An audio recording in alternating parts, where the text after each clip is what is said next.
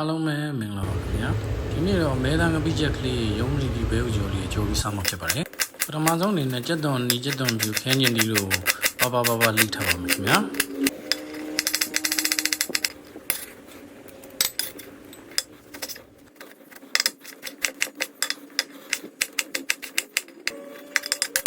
ပြီးရင်တော့မဲသားကိုအရသာထည့်ပါမယ်စနွဲမောင်းအရင်ထည့်ပါမယ်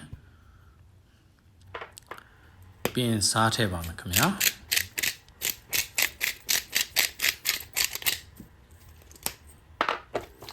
ရတာနှက်ဆက်အောင်တေချာလေးနေထားပါမယ်ပြီးရင်တော့အိုးကင်းထဲကိုကျွန်တော်အရင်နေ့ကတုံးထားတဲ့စီကိုထည့်မှာဖြစ်ပါတယ်ခင်ဗျာ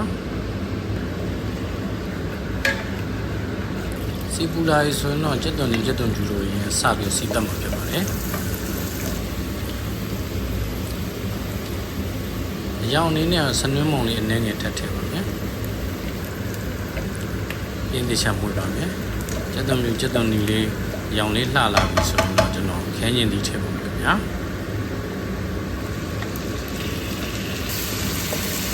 ခင်းကျင်ဒီလေးထည့်ပြီးတေချာလေးလုံးပြီးတော့ဆိုရင်တော့ကျွန်တော်ငပိရင်စထည့်ပါမယ်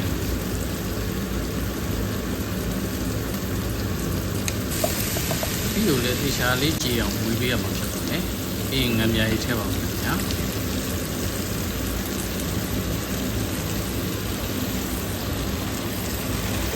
ရတာလေးဆက်ဝင်သွားပြီဆိုလို့ရှိရင်တော့ကျွန်တော်ဒီအနေငယ်ထည့်ပါမယ်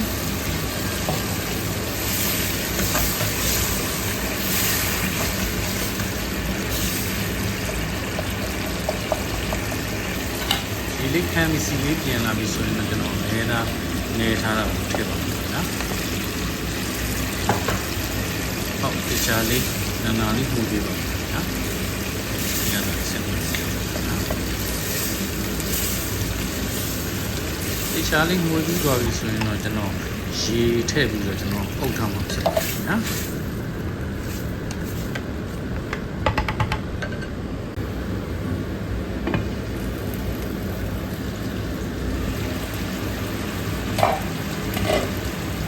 မဲသားလေး15မိနစ်လောက်နေတော့ပြီဆိုရင်တော့ကျွန်တော်ရေဒီမုံထည့်မှာဖြစ်ပါတယ်နော်ရေဒီမုံတော့ကျွန်တော်မင်းစားစွန်းနဲ့2ဆွန်းထည့်ပါတယ်နော်ဆက်ကြိုက်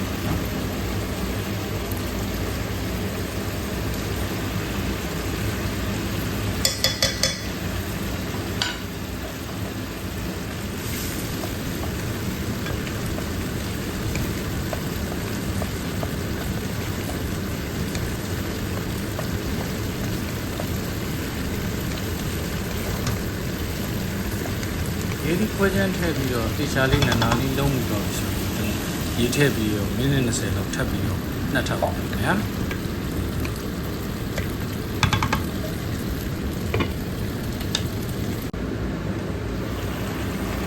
ဒီဆိုရင်မိနစ်20လောက်လည်းပြည့်ပြီဆိုရင်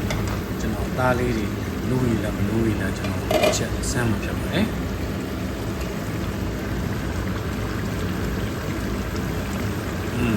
သားလေးတွေလည်းနုပြီးလာပြီဖြစ်တဲ့အတွက်ကျွန်တော်ရေလေးခမ်းရင်တော့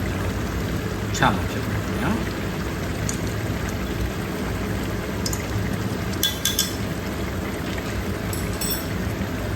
ဟုတ်ကဲ့အခုဆိုရင်တော့ရေလေးလည်းခမ်းစီလေးလည်းပြန်လာပြီဖြစ်တဲ့အတွက်ကျွန်တော်ပကံထဲကိုထည့်ပါတော့နော်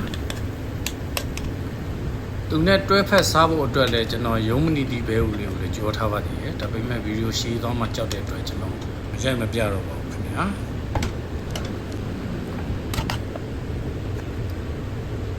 ဆိုရင်တော့အရန်စားလို့ကောင်းတဲ့မဲသားငပိချက်နဲ့ရုံးမနီတီဘဲဥကျော်လေးရရှိသွားပြီဖြစ်ပါတယ်ခင်ဗျာဆုံးထိလိုက်ပါကြည့်ရှုပေးတဲ့အတွက်အားလုံးကိုထူးပင်ကျေးဇူးတင်ရှိပါတယ်